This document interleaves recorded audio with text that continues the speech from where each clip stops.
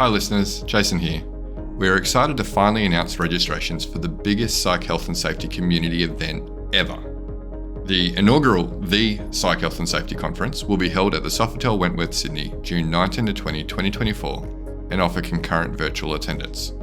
It'll feature live podcast recordings with OG researchers including Christina Maslach and Michael Leiter of Burnout fame, Psych Health and Safety USA podcast host I. David Daniels, Australian super experts including the likes of David Burrows, a special 10-year anniversary integrated approaches to workplace mental health panel with authors Tony LaMontagne, Angela Martin and Kat Page, hand-picked case studies from organisations doing it well, and a very special interview with plaintiff Zaggy Kozarov by Catherine Dunlop on that High Court case which we previously covered on the podcast. This event will sell out. Get in quick to secure tickets at early bird prices for the 2-day conference, pre-conference masterclasses, and the VIP dinner. The first 200 in-person registrations also get a copy of her latest book, The Burnout Challenge, signed by Christina Maslach herself. Find out more and register at www.psychhealthandsafetyconference.com. Now, on to this episode. One of the important impacts of exposure to psychosocial hazards in the workplace could be various degrees of either psychological or even physical impairment. In some cases, this impairment could be interpreted by an employer as a trigger for drug or alcohol testing based on what's known as reasonable suspicion. We'll talk to the leader of an effort to develop a more objective measure of impairment. Up next, on this episode of the Psych Health and Safety USA podcast. From Flourish DX, this is the Psych Health and Safety USA podcast. As workplace mental health has become a global priority, there's a greater focus on addressing psychosocial hazards. Each episode, we look at psychological safety from an occupational health and safety perspective. Let's talk Psych Health and Safety. Welcome to this episode of the Psych Health and Safety USA podcast. I'm your host, Dr. I. David Daniels, and I want to thank you for tuning in. Each week, we seek to increase awareness of the importance of psychological health and safety by learning from the lived experiences, research, and expertise of our guests, as well as advocating strategies to reduce harm and minimize vulnerability to psychosocial hazards in the American workplace. The World Health Organization defines impairment as any loss or abnormality of psychological, physiological, or anatomical structure or function. However, impairment to many employers leads them to assume that there's a need to implement a drug or alcohol test to a worker, especially in the aftermath of an injury or property damage type incident. However, what an employer or a worker, an employer or a worker to do when this is a legal substance that the person is impaired by or exposure to a psychosocial hazard? What would it be like if there was a way to establish impairment in an objective way before a worker was assigned to work in an environment that would expose them to a hazard that could ultimately cause risk or harm? So that's the conversation we're going to have. We're going to leap into the future. What would that be like? And I'm happy to be able to chat with someone that actually reached out to me, of all things, some months ago. And we've been having some conversation about the work that's been going on in this space. And it's going to be fun. So let's get started with an introduction of my guest by my guest with this question. Who is Rima Seiilova-Olson? Hi, David. Thank you so much. The impairment and the definition of it that you just read couldn't resonate more with the reasons why I decided to spend my time and energy creating the technology for objective impairment detection. To give you an introduction, I'm a software engineer by trade. So started my career at a decacorn company. Decacorns are organizations that are valued at $10 billion or more. In fact, the company that I worked at went IPO 10 days ago on NASDAQ at $18 billion valuation, and it was the largest IPO of 2024. So it was an incredible ride. It was a fintech field. After working there for a while, I've decided to spend a little bit of time in government. I worked with the legislature of California for a while, but after experiencing some personal struggles with fertility, pregnancy, having gone through postpartum depression, I wanted to devote my time and energy to something that would help with psychological health, because I realized that the bidirectional relationship between our mind and our body as software and the hardware of the human beings is not treated or not respected as much as we would like it to be. The bidirectional relationship of how we think, how we feel, and its effect on how we actually work and our productivity, there's a clear relationship there, but our current healthcare system doesn't seem to pay as much attention to the psychological, mental component of this system, right? Human body, human system that comprises of the mental and physical components. And as a technologist, my co-founder Grace Chang and myself, we realized that it might be because there are no objective and quantifiable metrics to measure mental health. So there's no ultrasound, there's no fMRI to determine if the person is depressed. And we looked into voice as a signal that can give us a window into what is happening with the person at the given moment. Uh, what is the state, mental or physical state of the individual? And because voice is such a fine motor skill that involves over 100 muscles in our vocal articulators, it is very sensitive to the changes that are happening in our body.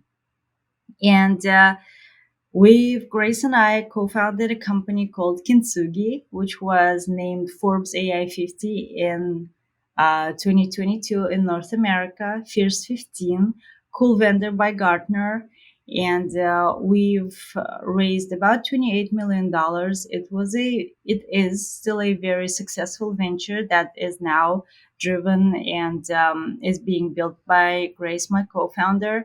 And I've decided to transition out into occupational safety because I believe that there's a lot more potential for good in the voice-based technology. So that's the area where I've started working by founding Tenvos, where I'm the co-founder and CEO. So that's a brief intro about myself. Oh, absolutely. Oh boy, oh boy, oh boy. And how lucky I am to have crossed paths with you. And we're going to chat a little bit more about that. Uh, one more rather standard question I ask people who come on. So, what does psychological health and safety mean to you? When you hear that, what do you think of? Psychological safety and health in a occupational setting is about dignity. That in my thinking about when I think about the purpose of our technology and the problems that we're solving, of course there's always the ROI component. Of course there are always compliance components, but to me it's more about human dignity because um, we need to provide dignified experiences to individuals who are employed at American or global workplaces where they can feel valued, where they can feel appreciated and um, and valued by their employers. And current state of affairs does have its shortcomings that could be improved by new capabilities. If the employee's experience at the workplace is not entirely at the level that makes him happy 24/7, it might be due to a variety of factors, but it also can be one of those factors is the capabilities that are available. And as a technologist based in Silicon Valley, my purpose is to develop capabilities to improve the psychological safety and health, not only psychological, but physical safety and health of employees at the workplaces where they can be happy and most productive, because that's what matters to the employee, what's good for the employer, and overall economy. Right. Absolutely. I just, thinking about, some of the things you talked about in your introduction, these really big and really profitable enterprises you've been involved in, and having, I've that's not been my lane. That's not been my lane, and many of the people who I've met who are in that lane have come across to me to be so focused on the lane that they pay no attention to the folks who are operating in the lane. It's always about, the next big thing and how much money folks are going to make, and how the next IPO and blah blah blah blah blah, and so little concern for the human beings that get sucked into the sometimes that machine and ground to dust. And you mentioned a little bit about, and I'd love to have you share, to the extent you feel comfortable doing so. You said that there was sounds like life was happy and successful in terms of your work and your business and profession, but emotionally and mentally it wasn't going well for you for all kinds of reasons. And so can you share a little bit more about, what that experience was like for you? Because it obviously, or my my impression is it made an impact such that it changed the course of how you do the work that you do. So talk a little bit about that experience if you wouldn't mind. Yes, absolutely. We When we go to work, we want to feel valued and happy and productive. No one wants to be in a position where they cannot contribute to their work, because at least in the US, we put too much emphasis on work and what we do, right? That's what defines us. That's the first thing we talk about when people ask, tell me about yourself. Our profession is the number one fact that we mention about ourselves. It's not the fact that we are a mom or that we have a hobby, that we love painting over the weekends. No, profession is uh, something that we as a society um, kind of put on a pedestal, right? And when I was working and struggling with my health, fertility, and postpartum depression issues, I felt like that aspect of my life that is the most important, at least at that point, that's what I thought, right? My profession, my work, my productivity, um, that was suffering because I was going through struggles. And that did not make me feel good because I was not getting good performance reviews from my management. And I felt like by doing that, I'm failing myself and my employer, and that I need to just power through, right? But those struggles are going on in my life, and maybe a lot of people, a lot of my coworkers are going through other struggles. A lot of different factors affect us at different stages in our lifetime. Someone's caring for their elderly parents, someone is dealing with their teenage kids. So I just happen to be struggling with the struggles that are more characteristics for my age. And I felt ashamed. I felt unproductive and guilty. And all of those emotions were going through my head affecting my productivity in a way that at certain point I hit a rock bottom, and I felt like nothing I'm doing matters because because life is a struggle, and what I'm doing has no impact on those who are in a state of struggling.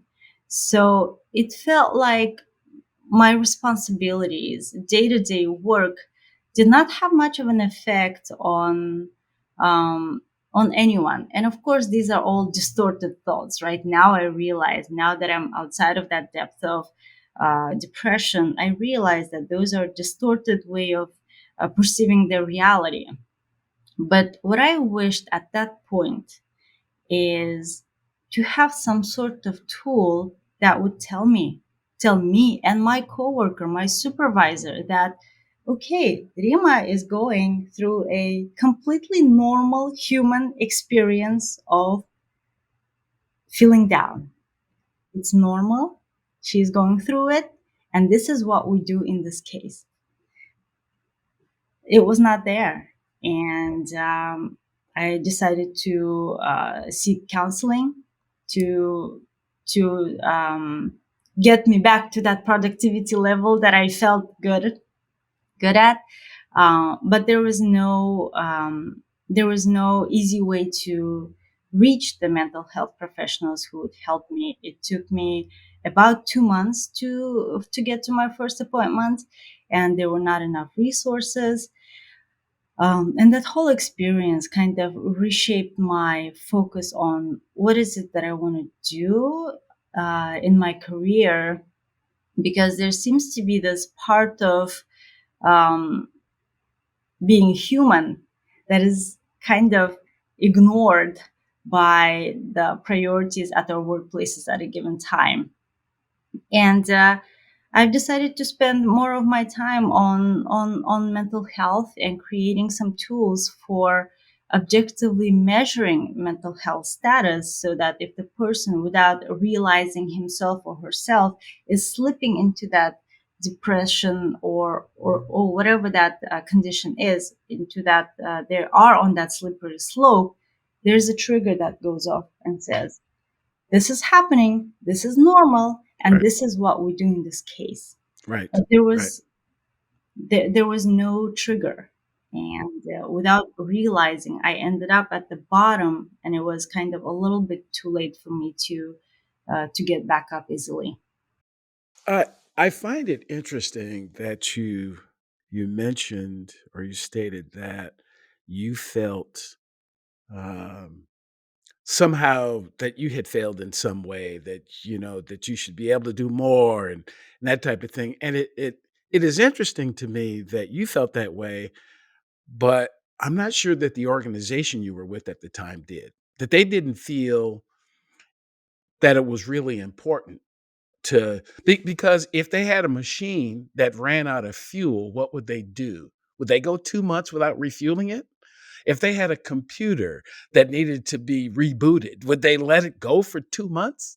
If they had and if they had a whatever, uh, and it really seems to me that as a society, we have placed a lot more focus on maintaining the machines than we do on maintaining the human beings. And when the human beings don't work right, uh, or no, I shouldn't say that. When the human beings work like human beings work and are not at their best, because it isn't that it's right or wrong, it's that on that particular day they're experiencing something that human beings experience. We all experience depression at some point in our life and anxiety at some point in our life. Those are natural parts of what make us what we are as humans. It's totally natural. So again, you talked about depression. There are some folks who get so anxious about whatever is coming or what they're involved in that they also can't really function because I can't focus on this right now. There are all these thoughts going. But the organization, the culture that we've created around work basically says that there's something wrong with that person. Let's sit that person off to the side and see if we can find another person. and, and we just move on, which is kind of a waste. It's a kind of a waste, and it costs a lot because finding another person and not uh, adjusting the system itself really doesn't fix anything. It just perpetuates the same issues that the other person experienced. And the pool is limited. The Yes, pool of individuals that can work is limited. So without making accommodations for humans to go through perfectly normal human experiences by getting rid of them and replacing them with someone else, we are not um, doing any favor to neither the person nor the society that we live in. that's right. That's right. That's right. The other thing I heard you say is this interesting metaphor about hardware and software as it relates to people. And again, we again as a society went through a fairly significant industrial revolution where everything was about machines. So we kind of moved from our creation existence, whichever people believe, we went from this kind of agrarian, go out and find food on your own type society to moving into cities and having manufacturing plants, all that type of thing. Went through this whole process. And now we're in this information age, but we're kind of still stuck thinking industrially when it comes to humans again. And so we've created software such that our, systems work better, but the software of the people again gets, that's not that big of a deal. And it's a huge deal. It's a huge deal. So I really love that analogy that you make. So, first of all, how'd you get interested in becoming a software engineer? How does that happen? Well, software is fascinating. It's so beautiful. It's creating something out of nothing, creating something smart without needing a hardware or raw materials. It's pretty much a product of thought and time, right? It felt like cheating when I learned programming for the first time, when I could create a software just armed by a computer and creating something of value. It felt surreal, more like magic, and that's what it actually is, right? It revolutions our lives. It makes processes faster and easier. It helps automate a lot of manual work. And it is a very, very powerful tool if it's applied, if it's applied correctly. And now that we're seeing technologies that, such as artificial intelligence, which is a big part of the technology that I'm working on, they are creating these capabilities and tools to help adjust for the shortcomings of the system that has been created, right? The system is not perfect. It's like you're saying, as if it was created for a bunch of robots, right? To treat everyone as a robot. But we're not robots. We go through human experiences, we go through ups and downs. And the system that we've built should accommodate for that, because just like a computer, human being is a component, is a system comprised of the software and the hardware. Our hardware is our physical body. Physical health is very important. Our software is our mind, and the health of the mind is as important as the hardware. Any old computer from the 90s that has a newer software installed on it is not going to perform optimally because there's a mismatch, right?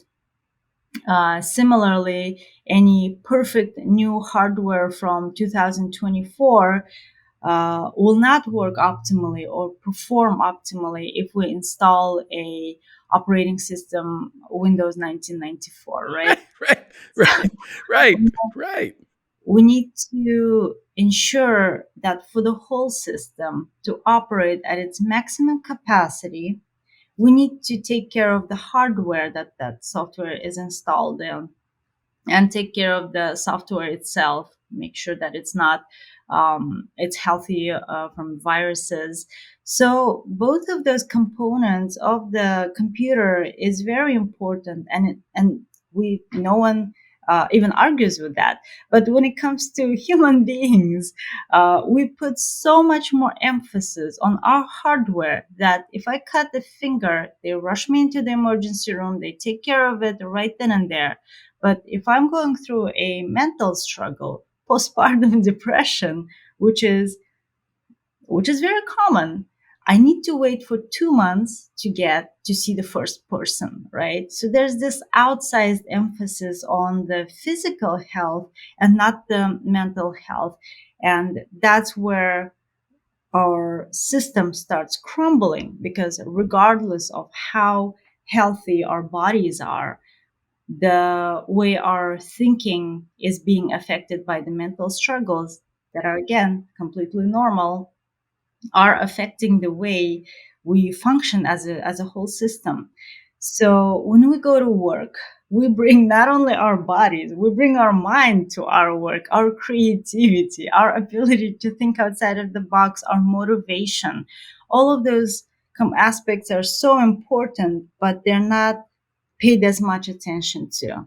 And that was the big discovery that I kind of discovered for myself, going through some struggles and mental health issues, that it's not just in healthcare. It's even occupational health. It's just in the workplace.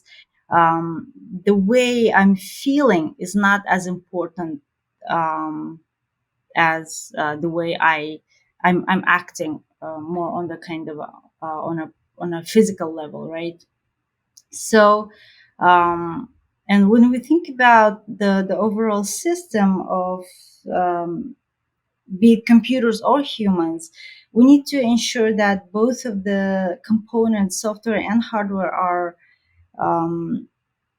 performing at the optimal level. We need the capabilities to measure the level of productivity for both of them, level of health, right?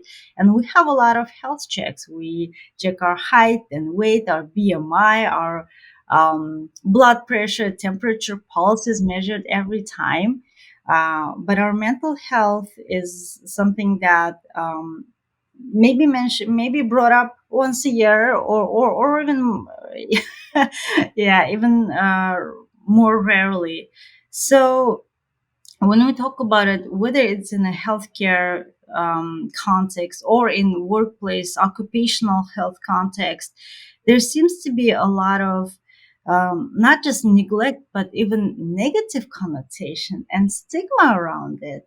When people go through struggles that are not addressed neither by the healthcare system nor by their employers, and the benefits that are offered by the employer, what do people do? Well, self-medication, seeking alternatives, other ways to feel better come into place.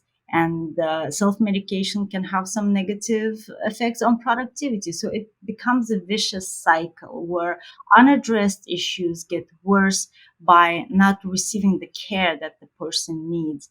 And when do we recognize that the person needs help? And how do we recognize it? And how do we react to it is crucial, right? Because that's a very, very important moment. If you make it on time, correctly, you can break that vicious cycle and bring the person back into the workforce, into the levels of productivity in a manner that the employee is more loyal, more happy, and more productive in this workplace. Do you need more psych health and safety in your life? Then head over to the FlourishDX Academy for several free on-demand e-learning courses. If you're an internal professional, follow FlourishDX on Eventbrite to register for any of our free fortnightly interactive webinars. Our flagship professional practice program is also exclusively available for internal professionals. The 12-week course blends theory, applied practice, and interaction with other professionals through live lectures and a monthly community of practice session. Find out more about all these learning opportunities or inquire about a bespoke in-house training at the Flourish DX Academy. www.45003.org. Now back to this episode.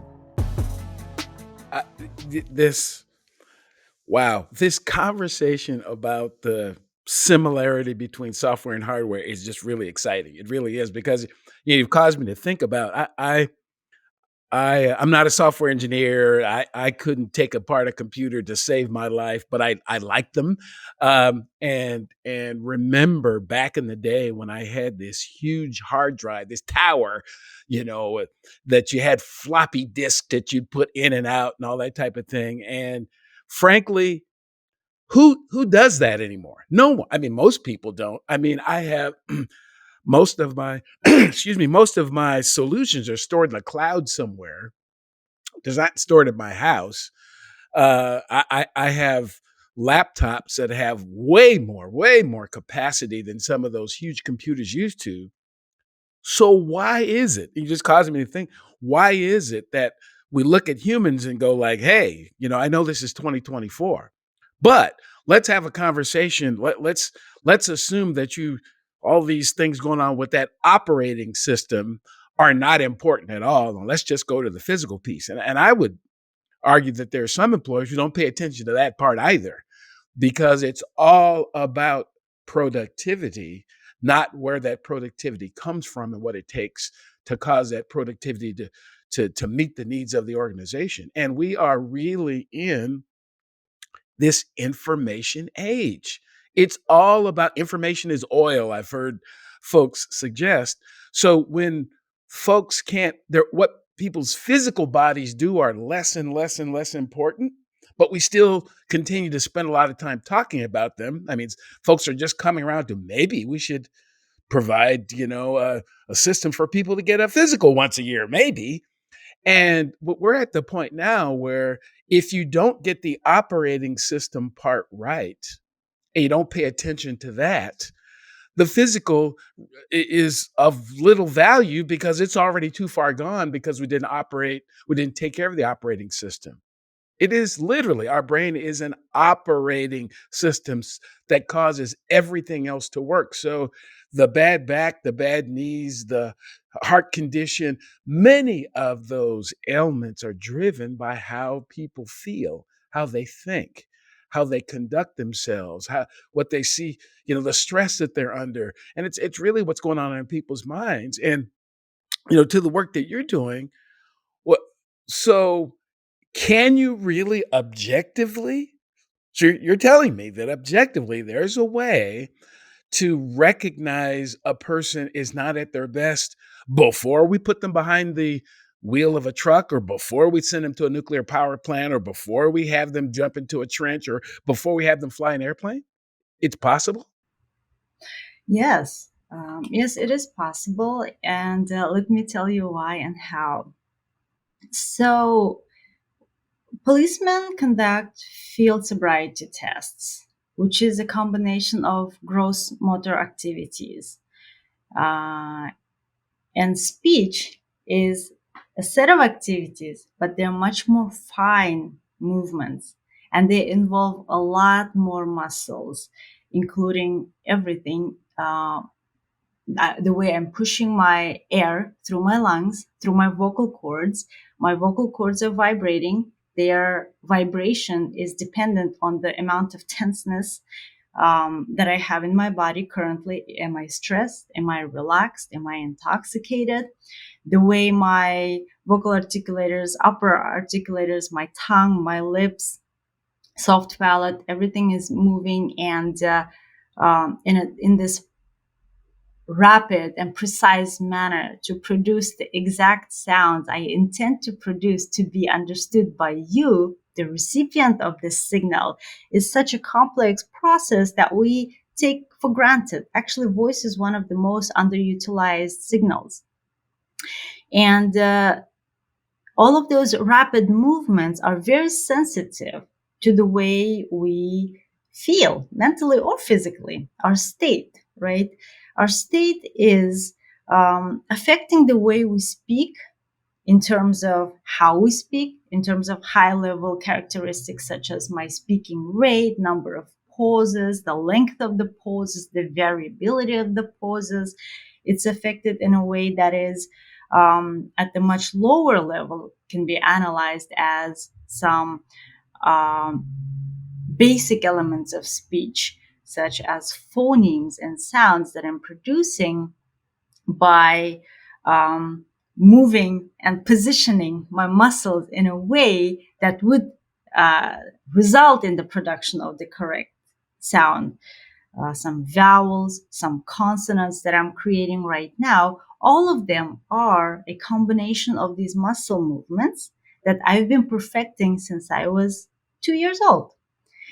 And all of the sounds that I'm making are being affected by the condition that I might be experiencing. And some of those pieces of information um, may not be caught by our ears, right? We as humans perceive the voice sounds between 20 to 20,000 hertz, and there are signals that are at higher frequencies that are being produced, but they're not being perceived by our ears. But just because it's not being perceived, it doesn't mean it's not there. I believe that's one of the phrases that you've used in one of our earlier conversations. And by looking at the voice signal from a high level, from the pace, from the number of pauses, pause variability perspective, and from a lower level, at every single sound that I'm making, and how does this sound, the way I produce vowels, changes when I'm intoxicated and when I'm not, the ways I produce the consonants like s and sh, and how they're distinct from one another when I'm in an intoxicated state and in a sober state. By analyzing those features and observing the way they change as intoxication increases, we can create this map of what is it that we expect to see if an individual is intoxicated. Similarly, for fatigue, we conduct these studies where we keep people up for up to 38 hours, and we ask them to perform vocal voice reading activities when they're in a rested state. And as they gradually get more and more sleep deprived, we collect their voice samples and we look at how their voice features are changing.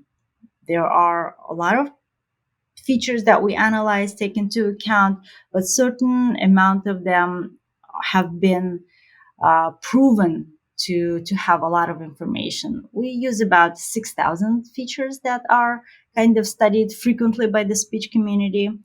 And when we look at under the microscope on how our voice changes under certain conditions, it is not a 100% accurate diagnostic, but it is a flag that can be raised to warn the supervisor to initiate the conversation about the well-being of the individual. And I specifically use the term well-being because that's all it's about. Voice-based technology that we're working on is about the well-being of the individual. It's not as some of the existing capabilities have been used for punitive kind of purposes. Our tool is not designed to get someone in trouble. It is a tool to initiate and to have these discussions about well-being and the state of impairment for the person that does not necessarily have negative connotation related to drugs or alcohol. Right. I am so excited about what you're doing. I have to tell you. Um, it seems like a lot of what we have in the workplace now is perceived, at least perceived by the The folks I've been around, the circumstances that I've been exposed to, I'm sure these aren't all of them, but it seems like most of the systems that we have out right now, to include, the focus on safety, is often used in some sort of, how do we now show that because this person violated one of our safety policies, and just that whole conversation about violation of the policy. They're always negative. It seems to me there's more focus on, you know, drug and alcohol testing as a punitive measure, corrective actions when people, have collisions or whatever. What are we going to do punitively? We have to write the person up. There's always got to be something negative, and the negative consequences seem to always go towards the humans, and the system itself gets no attention whatsoever. There is a reason that the person was following too close, or that they slipped, tripped, and fell, or that they got their clothing caught in the machine. And it's not always about the human. It is about the fact that the person had too much work to do, or the water was on the floor, or the garment that they were wearing shouldn't have been worn anyway. And until the person was injured, until the property was damaged, it just wasn't noticed. And from a psychological and emotional perspective, when this person came to work today, had we paid attention, we would have noticed that they weren't at their best. We would have noticed that. We would have noticed that. And the assumption should not be, if they're not at their best, that they've done something wrong, that they've broken a rule. It's just they're not. And even to argue whether they're at their best or worst, best or worst compared to what? Who says that this is not the best or the worst of the person? They are just not able to perform in a way that's consistent with our goals right now. It doesn't mean they won't be able to do it 10 minutes from now, 2 days from now, whatever. But again, that we tend to jump in with this kind of negative connotation. So as this technology is perfected, developed, what do you see this looking like in a workplace? What would that look like for an employer and for a worker? Yeah, great question. The integration of the technology in a way that will make it reasonable, practicable, and affordable so that it can be adopted by workplaces. We need to we need to take into account the existing capabilities and policies that the employers have in place. So, in certain organizations, such with a large petrochemical organization that we're working with, we are integrating as part of their larger fatigue management strategy. So when employees come into work, they have a mobile device at the entrance to the site and they speak into it for 6 to 10 seconds. It's about 2 sentences. They read 2 sentences.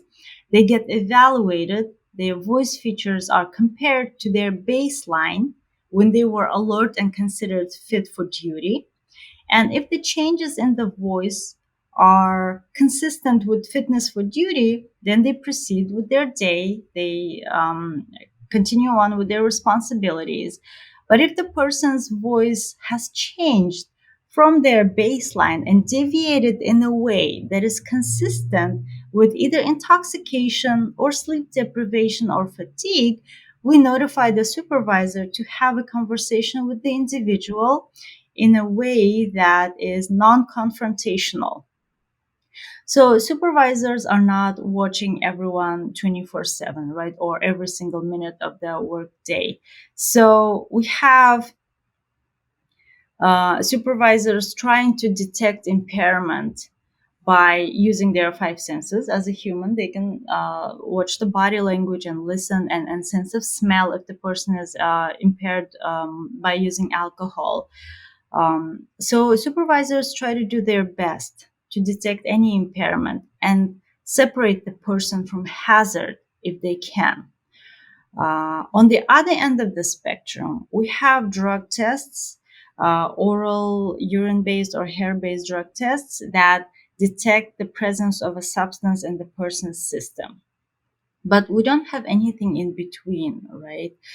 So that's what we intend to become.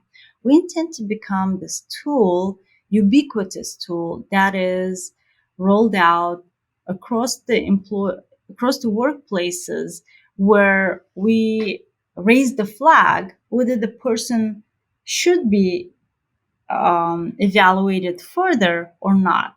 The person may have had a new baby and they're just not sleeping through the night. Then maybe the person is going through a stressful situation, family divorce, or losing a loved one.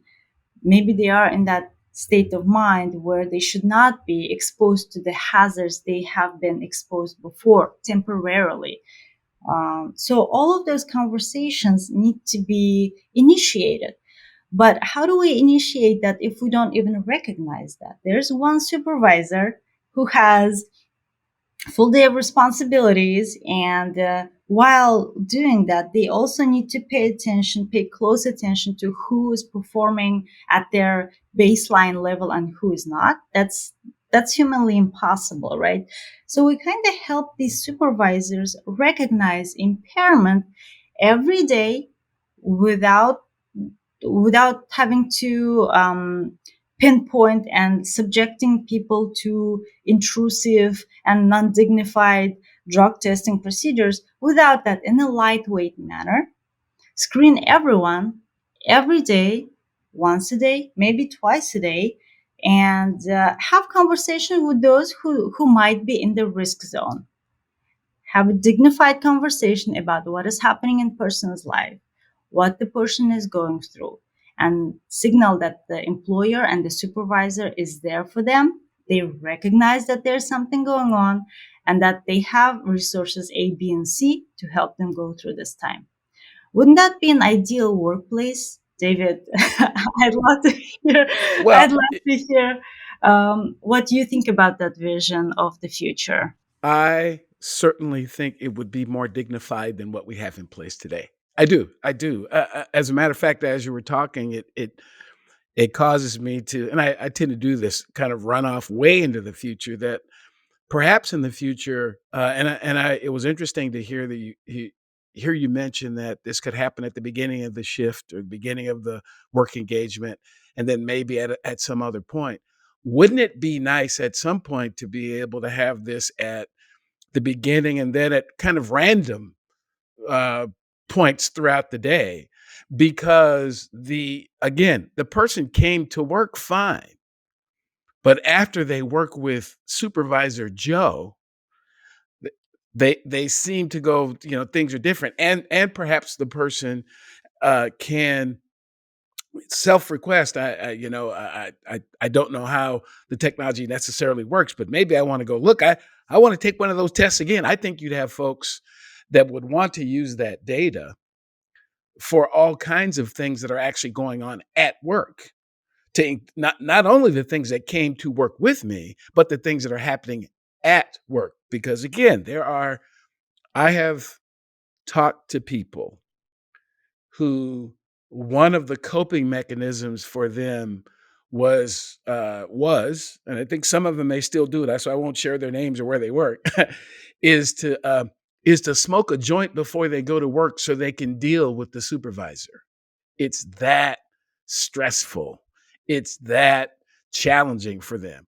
Or they have to go to morning yoga to deal with the supervisor, to deal with the environment at work. So again, it's not just what people are bringing in, it's what's actually going on there. That's, where I really enjoy having conversations with employers about the culture that you've created. And I'm not saying people do it intentionally. I'm saying that in many cases, they've got the old hardware of a culture that was around 25, 30, 40, 50 years ago. But people who were born 22 years ago, 25 years ago, who just don't, that's not, it doesn't work for them. It doesn't work for them. Things have changed for them, and they can't, they don't want to expose themselves to that type of culture. So it stresses them. It causes them not to give their best. It causes them to recoil. It causes them to, kind of zone out into a space where they'd feel better. So again, I see I see what you're doing as just the beginning of a more objective assessment about impairment, period. Period. But we have to start somewhere. You have to start with people recognizing that it's an issue and provide them with objective tools, not simply another subjective human being kind of making it up. Because a lot of supervisors, they're concerned about their coworkers, but they're not mental health providers. They're a construction foreperson, they're a nurse or whatever. They don't really know how to assess. And, as you mentioned so aptly, if the person says they were having some chest pain, we know how to check their heart rate and their blood pressure and their respiratory rate. Even first aiders know how to do that. But in this space, we seem to lack the objective tools to be able to help even when people have some of the subjective skills. So this is really exciting. It really is. It really is.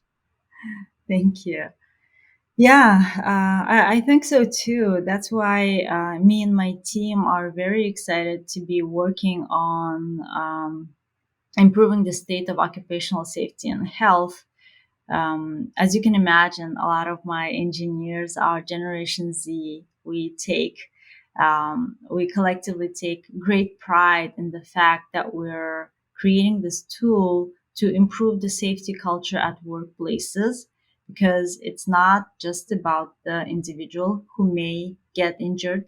It's not just the employer who may incur expenses. At the end of the day, it's about our planet.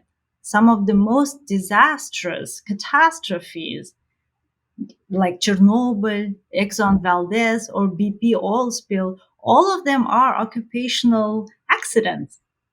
And we did not have the capabilities to measure the impairment level and fitness for duty for people on an everyday basis. So what do? We have those two ends of the spectrum, right? The human supervisor with a very limited capacity, with very little clinical education or no clinical education, evaluating individuals for impairment. And on the other end of the spectrum, these invasive, non-dignified tools that are used in a punitive context, right?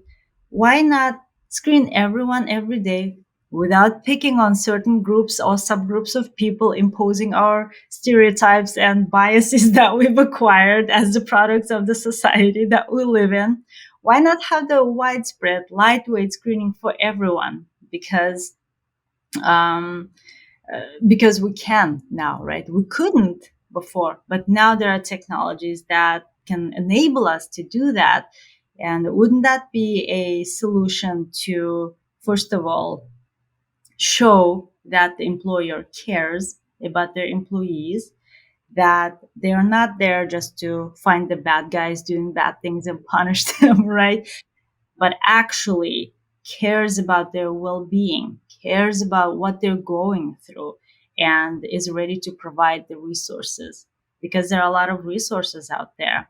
There are a lot of people in need. But how do we find those who actually need those resources and connect them to that care? And that's where we hope to become the closer of that gap. Right.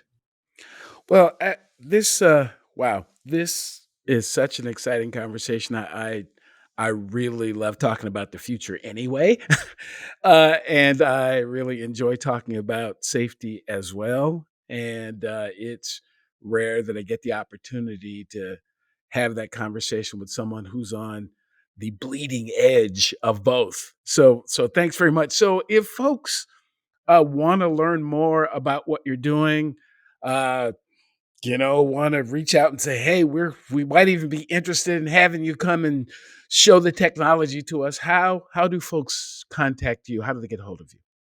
Yeah, so I can be emailed directly at rima@tenvos.com, RIMA@tenvos.com. Our website is tenvos.com, so we have some information there, contact forms there. As I mentioned, we have customers in petrochemical, transportation, and construction areas, but we do believe that this is a technology and solution that can have use cases across a variety of industries, including some that we haven't even touched upon: oil and gas and drilling, manufacturing, corrections. So we do expect to spend quite a bit of time exploring different sectors before we kind of hone in and focus on one or two. So yeah, we're very open to conversations because we never know where we can be most helpful across these sectors that may benefit from improving their safety culture. Absolutely. Rima, thank you so much for sharing your wisdom, experience, expertise with us. This has been very helpful, and it's again just really, really, really exciting. So, if you're watching this episode on the Flourish DX YouTube page, please do like, subscribe, and share. You want to make sure you get the word out to folks that good days are ahead. If you're watching or listening to this podcast for the first time, welcome. I hope something that you heard will bring you back for an episode in the future. Previous episodes of the podcast can be found at psychealthandsafetyusa.com. And please do become a part of the Psych Health and Safety USA movement that we're starting by reaching out to us on LinkedIn. We'll look forward to our next conversation, and there's great things ahead. So please do plan to tune in next time on the next episode of the Psych Health and Safety USA podcast. Thanks very much for joining us.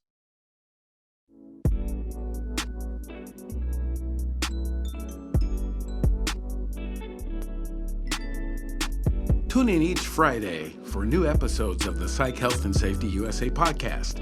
If you have a story or know of one that needs to be told, reach out to us on LinkedIn or send an email to david@id2-solutions.com or go to the Flourish DX website at flourishdx.com. We'll see you next time.